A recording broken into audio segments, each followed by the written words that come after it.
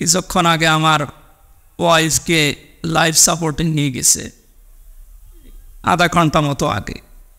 আমার বাচ্চাটাও এখনও আইসিইউতে ভর্তি, আমি নিজেও ভর্তি ছিলাম। আমার স্যালাইন চলছিল, জোর করে আমারে আপনাদের ডাকে সাড়া দেওয়া লেগেছে। আমার শরীরের অবস্থায় 8-9 দিন আমি পড়ে আছি হাসপাতালে। সেদিন রংপুরে দিনের বেলায় মাহফিল করতে গিয়ে মাথার এই সাইডটা হিট স্ট্রোক হওয়ার কারণে আমার স্মৃতি থেকে অনেক কিছু মুছে গিয়েছিল। আপনাদের দোয়ার কারণে মনে হয় আল্লাহ আবার কিছুটা সুস্থতা দিয়েছে। এ ময়দানে যিনি কথা বলতেন তার জন্য দোয়া করছি, শহীদ আল্লামা দেলাওয়ার হোসাইন সাইদি রহমতুল্লাহ আলাইহি। 3 বছর আমি জেলখানায় ছিলাম, তার সাথে দেখা হয়েছিল। দোয়া চেয়েছি হুজুরের কাছে, বের হয়ে তো আর দেখতে পারলাম না। জান্নাতের সুউচ্চ মাকাম আল্লাহ যেন তাকে দান করে। মঞ্চে যারা বসা আছেন সবার তুলনায় আমি নগণ্য, ছাত্র হতে পারলে আমি ধন্য হতাম তাদের। নাম তো সবার জানি না, একবারে দোয়া করছে আল্লাহর এই গোলামদের জন্য। ওয়ারাফা'না লাকা যিকরাক। সামনে বসা মুসলমান ভাইরা, পর্দার আড়ালের সম্মানিতা মা এবং বোনেরা, প্রশাসনের ভাইরা, প্রাণ প্রিয় চট্টগ্রামবাসী, দল মত নির্বিশেষে বিশ্বনবীর সিরাত শোনার জন্য যারা এ ময়দানে লাল দিঘির এই ঐতিহাসিক ময়দানে হাজির হয়েছি, আমরা খুশি হয়ে বলছি আলহামদুলিল্লাহ। যে অবস্থানগুলো জানালাম, এই অবস্থায় থেকে কথা বলার মন মানসিকতা আমার নেই, তারপরও চেষ্টা চালাচ্ছি আল্লাহ যেন কিছু আপনাদেরকে শোনানোর তৌফিক দান করে। খুব অল্প সময় কথা বলবো ইনশাআল্লাহ। এখনও কথা স্বাভাবিক হচ্ছে না, ডাক্তাররা যা বলেছে এগুলো মানতে গেলে আসলে হচ্ছে না। আমিও পারি না, আপনারাও ছাড়ছেন না, আল্লাহু আকবার, সেরকম হয়ে গেছে। তারপরও দোয়া চাচ্ছি খুব অল্প সময় আল্লাহ যেন মেন কথাগুলো, হেদায়েতমূলক কথাগুলো বলার তৌফিক দেয়। চট্টগ্রাম, সিলেট এই 2 বিভাগের মানুষগুলো এই রবিউল আউয়াল আসলে যে সমস্ত কাজ কারবারগুলো নিয়ে মেতে ওঠে, কোরআন এবং হাদিস যেটা বলে আসলে বাস্তবতা এটা নয়। কেউ যদি নবীর মিলাদ নিয়ে, নবীর জন্ম নিয়ে শুধু আনন্দে থাকে, নবীর সিরাত নিয়ে তার কোনো চিন্তা ভাবনা না থাকে, এই লোকটা মাস্ট বি জাহান্নামে যাবে। প্রমাণ নবীর আপন চাচা আবু তালেব, আবু লাহাব, তাদের জীবনে আমি পুরা পড়ে দেখেছি। 2 জনেই নবীর মিলাদে, নবীর জন্মে খুশি ছিল, কিন্তু নবীর আদর্শে তারা খুশি না। এই জন্য 2 জন চাচাই জাহান্নাম। সিস্টেম অপর পৃষ্ঠায় দেখুন আরও 2 জন চাচা, তারা জন্মে খুশি ছিল, হযরত আমির হামজা, হযরত আব্বাস রাদিয়াল্লাহু তাআলা আনহুমা। এই যে এই 2 জন, তারা শুধু মিলাদে, শুধু জন্মে খুশি না, নবীর আদর্শ পেয়ে তারা খুশি হয়েছিলেন। তার প্রমাণ হযরতে আব্বাস জানিয়েছেন, আন আব্বাস রাদিয়াল্লাহু তাআলা বলেন, নবী সাল্লাল্লাহু আলাইহি ওয়াসাল্লাম রদিতু বিল্লাহি রব্বা ওয়া বিইসলামি দীনা ওয়া বিইসলামি দীনা ওয়া বিমুহাম্মাদির রাসূলিল্লাহ সাল্লাল্লাহু আলাইহি ওয়াসাল্লাম নাবিয়্যা ওয়া রাসূলা মান যাকা তু'মাল ঈমান। মুসলিম শরীফের হাদিস। নবীজি বলেন, হযরতে আব্বাস রাদিয়াল্লাহু তাআলা আনহু বর্ণনা করেন, বিশ্ব নবী জানিয়েছেন, কেউ যদি ঈমানের স্বাদ পেতে চায়, পৃথিবীর প্রত্যেকটি জিনিসের যেমন স্বাদ আছে, মানুষের যে ঈমান আছে এরও একটা স্বাদ আছে। এই স্বাদ যদি কেউ পেতে চায়, সে যেন আল্লাহকে রব পাওয়ার পরে খুশি থাকে। এটার বাস্তবতা শহীদ মীর কাসেম আলীর জীবনে এবং তার ফাঁসির আগের যে চিত্রগুলো আমি অনেক জায়গায় শিক্ষার জন্য বলেছি। উনি আল্লাহকে রব পেয়ে খুশি ছিলেন। এই জন্যে ফাঁসি হওয়ার 3 ঘন্টা আগে কারারক্ষীকে জানিয়েছে, ভাই আমি 2 ঘন্টা ঘুমালাম, আমাকে 1 ঘন্টা আগে আপনারা ডেকে দেবে। কারারক্ষী কুতুবউদ্দিন ভাই আমাকে বলছিল, আমির হামজা ভাই, আমি দেখলাম লোকটা ঠিক ঘুমিয়ে গেল। 3 ঘন্টা যার পরে ফাঁসি, সে 2 ঘন্টা ঘুমাচ্ছে, ঘুমায় কি করে? ঘুমিয়েছে কি করে? আমি বুঝেছি, ইন্নাল্লাযীনা ক্বালু রাব্বুনাল্লাহু সুম্মা ইসতাকামু তাতানাজ্জালু আলাইহিমুল মালায়েকা। অবশ্যই যারা এই কথা বলতে পারে আমাদের রব আল্লাহ, আর এর উপরে টিকে থাকতে পারে, অবশ্যই আল্লাহ তাদের জন্য ফেরেশতা নাজিল করে সাহায্য করেন। ফেরেশতারা এসে কানের কাছে বলে, আল্লাহ তাখাফু ওয়ালা তাহজান, ভয় পাবেন না, চিন্তা করবেন না, আপনার ছেলে ব্যারিস্টার আরমান গুম হয়ে আছে, আপনার স্ত্রী অসুস্থ, আপনার দলীয় লোকজন হাজার হাজার পানিয়ে বেড়াচ্ছে, হাজার হাজার জেল খাটতেছে। আপনার বিশাল প্রতিষ্ঠান সারা বিশ্বে, কোনো চিন্তা করবেন না, এগুলোর সব দায়িত্ব আল্লাহ হাতে তুলে নিয়েছে। আমার মনে হয় ফেরেশতারা মীর কাশেম আলীর কানের কাছে কথা বলার কারণেই তার 2 ঘন্টা ঘুম এসেছিল, তাছাড়া ঘুম আসা সম্ভব না। আমি যা বলছি এটা তো বাস্তব, সেই 1500 বছর আগের না, 5-6 বছর আগের ঘটনা। সুতরাং বাস্তবতা এইটাই, শুধু মিলাদ নিয়ে, শুধু নবীর জন্ম নিয়ে খুশি হলে হবে না। এই সিরাতুন নবী, নবীর আদর্শ নিয়ে আমাদেরকে হযরত আব্বাস, হযরত হামজার মতো খুশি হওয়া লাগবে এবং বাস্তবায়ন করে দেখানো লাগবে। কথা বলেন ঠিক কিনা? আমরা এটাই চাই। কোরআনে কারিমের সূরা আরাফের একটা আয়াত পড়েছি, 96 নম্বর আয়াত। 2টা বিষয় আল্লাহ এখানে দিয়েছে।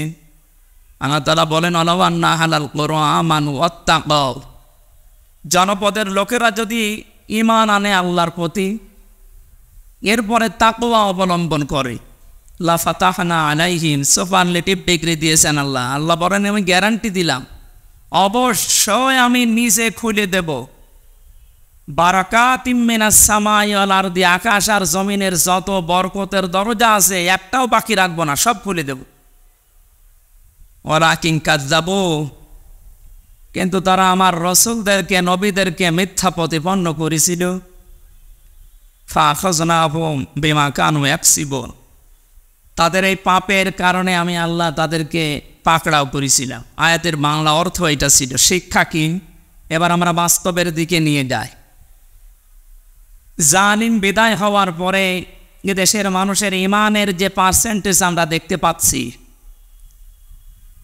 আগস্টের 5 তারিখের আগের একটা জরিপ পেয়েছিলাম আল জাজিরা থেকে।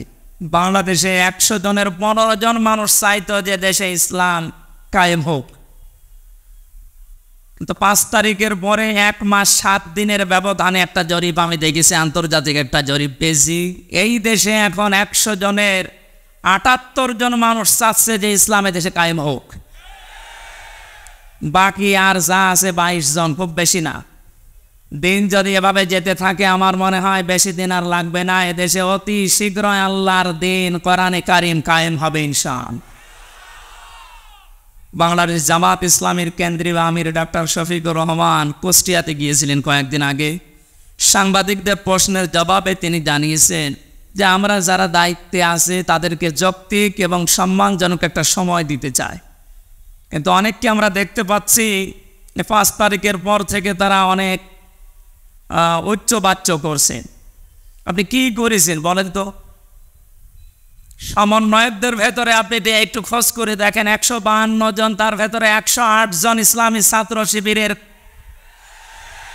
দায়িত্বশীল। তারা কথা বললে তারা বলবে 108 জন, এরা আর বাকি আছে কয়জন? আপনি লাফান, হাতে এখনো থালা পাননি। এরপরেই 5 তারিখের পর থেকে যা আরম্ভ করেছিলেন, থালা পেলে কি করবেন বোঝা যাচ্ছে না। আমরা সময় দিতে চাই যৌক্তিক, অনেক কিয়ামত পর্যন্ত থাক, আমরা এটা চাই না, কিন্তু সম্মানজনক একটা সময় তো দেওয়া লাগবে। বিবাহ করার পরে বাসর রাতে স্বামী একটু বাইরে গেছে, দাদি শাশুড়ি এসে স্ত্রীকে বলছে, দেখো আমার কিন্তু পুতি চাই। দাদি শাশুড়ি, আপনি আমার সময় দেবেন তো? আপনার নাতি এখন আমার সাথে ভালোভাবে দেখাও করেনি। শাশুড়ি এসে বলছে, বৌমা কি করছো? আমি জানি না, আমার কিন্তু নাতি চাই। বলছে, মা একটু সময় দেন। দেবর আর ননদ এসে বলছে, ভাবি কি করবা জানি না, আমাদের কিন্তু ভাতিজা চাই। যে ঠিক আছে, সময় দাও। স্বামী এবার এসে বলছে, বউ আমার কিন্তু বেবি চাই। বউ মুখ চলে বলছে, তোমরা কি সব পাগলের বংশ? আমার এখনো কিছুই হয়নি, আমার এখনো কিচ্ছু হয়নি, এখনো 10 মাস 10 দিন সময় দেবে, কাজ কর্ম হবে, তারপরে তো কারো বেবি, কারো ভাতিজা, কারো নাতি পুতি। তা আপনি কেবল কয়দিন গেছে, 15.5 বছরের সংসার বের করতে, ফেলে দিতে সময় লাগবে না? এখনো হাজারো জায়গায় জালেমদের দোসররা বসে এখনো গোপনে ষড়যন্ত্র করছে। সংস্কার যখন আরম্ভ হয়েছে, লালদিঘির এই ময়দান থেকে সমন্বয়কদের সাথে আমি যোগাযোগ করে কথা বলছি, যেহেতু 108 জনই আমরা, সবার সাথে যোগাযোগ করে বলছি সংস্কার আরম্ভ হয়েছে। এই মুহূর্তে 1628টা চেয়ার বাংলাদেশে আছে, সবগুলোর সংস্কার সকাল আস্তে আস্তে আমরা দেখতে চাই। নয়তো এরা মাঝে মাঝে নতুন নতুন ইস্যু বানিয়ে রাস্তায় নেমে বিশৃঙ্খলা তৈরি করুন। জালেম যারা বিদায় নিয়েছে তারা শুধু আমাদের মামলার আসামি না, আমাকে বিনা কারণে আপনি 3 বছর জেলের ভেতরে আটকে রেখেছিলেন, তাও ফাঁসির কন্ডেম সেলের ভেতরে, আয়না ঘরে রেখেছিলেন। অথচ কয়েকদিন আগে আমার মামলা সব খালাস হয়ে গেছে।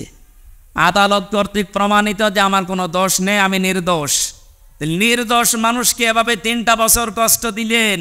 আমি চাই যারা এর সাথে টপ টু বটন জড়িত প্রত্যেককে এভাবে আমার মতো 3 বছর জেল খাটাতে। ব্যারিস্টার আরমানকে 8 বছর গুম রেখেছিলেন, ওর জন্য আরও আপনি 8 বছর আয়না ঘরে থাকবেন। 8 আর 3 কত হয়? 11 বছর থাকেন। এরপরে যদি ইচ্ছা হয় তখন আসবেন, খালি চট করে ঢুকে পড়বেন মানে? আপনি আসেন, 11 বছর হিসাব করে আসবেন। ব্যারিস্টার আরমান, আমান আজমির 8 বছর আর আমির হামজার 3 বছর।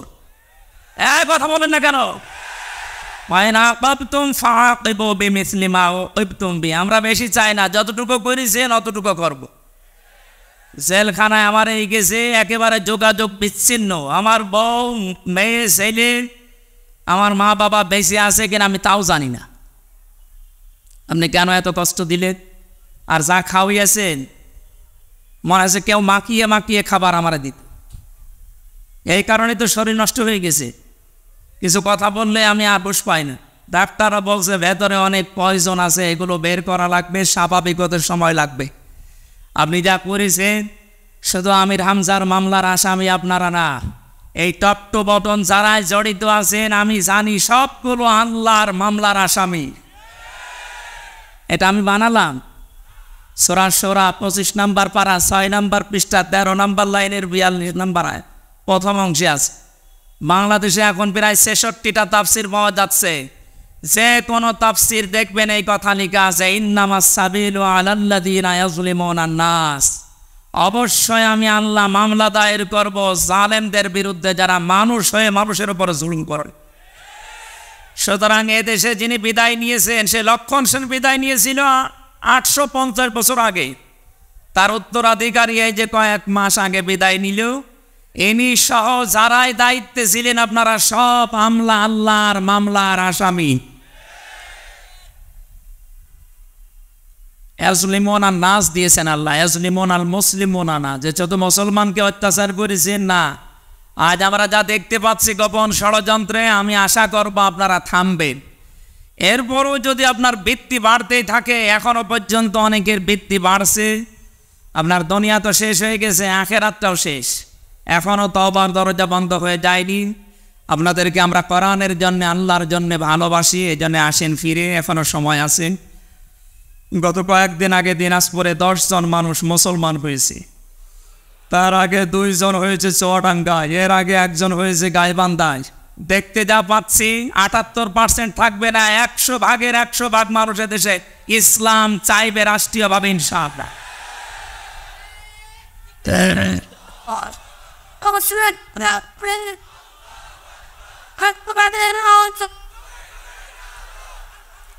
একটু সময় দিন ভাই। ওয়ালাকিন কাযযাবু আয়াতের তাফসীর পড়তে গিয়ে আজকে দেখছিলাম ইবনে কাসিরে, তিনি বলেন নবী এবং রাসূলদেরকে যারা মিথ্যা প্রতিপন্ন করছেন, আমার তো মনে হচ্ছে 1500 বছর আগে না, বাস্তবে আয়াত এই 2024 সালে আল্লাহ নাজিল করেছে। ওয়ালাকিন কাযযাবু, যারা মিথ্যা মনে করেছে রাসূল আর নবীদেরকে। এখন নবী আর রাসূল নেই, নবী রাসূলের উত্তরাধিকারী নায়েবে রাসূল উলামায়ে কেরাম আছে। কথা বলে না কেন? সুতরাং এদেশে আলেমরা এবং জ্ঞানী মানুষ যারা কোরআন হাদিসের উপরে পাণ্ডিত্য, এ মানুষগুলো এদেরকে অনেকে মিথ্যা প্রতিপন্ন করার জন্য বিভিন্ন কায়দা কৌশল খুঁজতেছেন। আমি ইঙ্গিত দিলাম, শুধু আপনারা সাবধান থাকবেন। ফাখাযনাহুম বিমা কানু ইয়াকসিবুন, নয়তো আল্লাহ আযাব যখন আসবে, এই সমস্ত কাজ কারবারের জন্য যখন পাকড়াও করবে, সময় কিন্তু আর দম ফেলানোর জন্য পাওয়া যাবে না। সূরা আরাফের 100 নম্বর আয়াতে আল্লাহ এই ঘোষণাটা দিয়েছেন, আওয়ালাম ইয়াহদি লিল্লাযিনা ইয়ারিসুনাল আরদা আল্লাহ তাআলা বলেন এই মানুষগুলো কি, এদেরকে জালেম বিদায় নেওয়ার পরে যে আমি একটা প্রতিষ্ঠা দিলাম, জমিনের উত্তরাধিকারী বানালাম, এরপরও যদি এরা পাপে নিমজ্জিত হয়, এরা কি মনে করে না যে আমি আল্লাহ ওদের মতো এদেরকেও ধরতে পারি? বারবার সমন্বয়করা এইটাই কিন্তু দেশে মেসেজ দিচ্ছে। বিতাড়িত জালেমদের মতো আচরণ যদি আগামীতে কেউ করে, তাদের অবস্থা হবে আরো শোচনীয়। সুতরাং সিরাতুন নবীর এই অনুষ্ঠানে আমাদের জীবনের মূল লক্ষ্য হওয়া লাগবে আল্লাহর নবীর সিরাতকে এই পৃথিবীতে বাস্তবায়ন করে ইসলামী রাষ্ট্র উপহার দেওয়া। মান মাতা ওয়ালাম ইয়াফসু, যে ব্যক্তি মরে গেল কিন্তু এই চিন্তা ভাবনা তার ছিল না যে দিন ইসলাম আল্লাহর নবীর আদর্শ জমিনে কায়েম হোক, মাতা আলা শুবাতিম মিনান নিফাক, সে লোকটা মুনাফিক হয়ে মরবে। আমরা কি মুনাফিক হয়ে মরতে চাই? সুতরাং আমরা ওই আলগা এবং পাগলা মনোভাব নিয়ে নয়, আল্লাহর নবীর সিরাতকে মনে প্রাণে ধারণ করি, বাস্তবে যেন রূপ দিতে পারি এই রবিউল আওয়ালের আসল শিক্ষায় যেন এটা হয়। আমার মাথার এবং শরীরের অবস্থার দিকে তাকিয়ে আর বারবার যে লাইফ সাপোর্টে আছে ম্যাডামি চিন্তা আসতেছে, আমি শেষ করে দিলাম। আগামীতে আসলে, আমি এসেছি অনেক আগে, সেই বিকাল 4:30টার সময়, আপনারা নিয়ে আসতে এত দেরি করবেন আমি জানি না। কালাম এসার পরে তুলে দিলে রাত 10টা পর্যন্ত কথা বলে চলে যেতাম। বিমানের টিকিট কাটা আছে, এর জন্য আজকের মতো ক্ষমা চাচ্ছি, মাপ চাচ্ছি। আগামীতে কোনো জায়গায় আসলে দেখা হবে, কথা হবে ইনশাআল্লাহ। আল্লাহুম্মা আমিন। আর রব্বানা যালামনা আনফুসানা